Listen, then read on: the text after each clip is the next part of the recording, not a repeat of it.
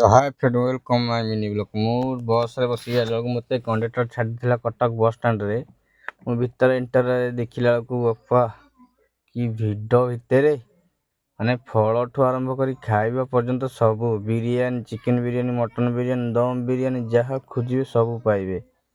ଦେଖନ୍ତୁ କେତେ ଭିଡ଼ ରହୁଛି ଭିତରଟା। ମୁଁ ଦେଖୁଛି ଆପଣଙ୍କୁ ଯାଇକିରି। ମୁଁ ଯାଇଥିଲି କେବେ ଏମିତି ବାହାରୁ ପଳେଇ ଆସେ, ଭିତର ଟୋଟାଲ ଏଣ୍ଟର ଭିତର ତ କେବେ ଦେଖିନଥିଲି। ତ କାଲି ମୁଁ ଗାଡ଼ି ଛାଡ଼ିକି ଆସିଲା ବେଳକୁ ସବୁ ଭିତରେ ଟିକେ ବୁଲାବୁଲି କଲି, ଆସିଲି। ଦେଖନ୍ତୁ କେତେ କ'ଣ ସବୁ ବିକ୍ରି, ନଳି ବିକ୍ରି ହେଉଛି, ସବୁ ଖାଇବା ବିକ୍ରି ହେଉଛି। ମାନେ 11:30 ଲାଗିଛି, ତଥାପି ମାଉସୀ ହେରିକା ସବୁ ଖାଇବା ଆରମ୍ଭ କରିସାରିଲେଣି, ଏତେ ଭିଡ଼ ରହୁଛି ସେଠି। ଦେଖନ୍ତୁ ମୁଁ ଚାଲି ଚାଲି ଖଣ୍ଡାଟା ପଳେଇଥିଲି 5 ନମ୍ବର ଠିକି ବସ୍ ପାଇଁ, ଢେଙ୍କାନାଳ ଅନୁଗୁଳ ଯିବା ପାଇଁ। ତ ସେଠି ଦେଖନ୍ତୁ, ଏଠି ଫଳ, କଦଳୀ, ସେଉ ଯାହା କିଣିପାରି ଖାଇପାରିବେ ଆଜ୍ଞା, କିଛି ଅସୁବିଧା ହେବନି।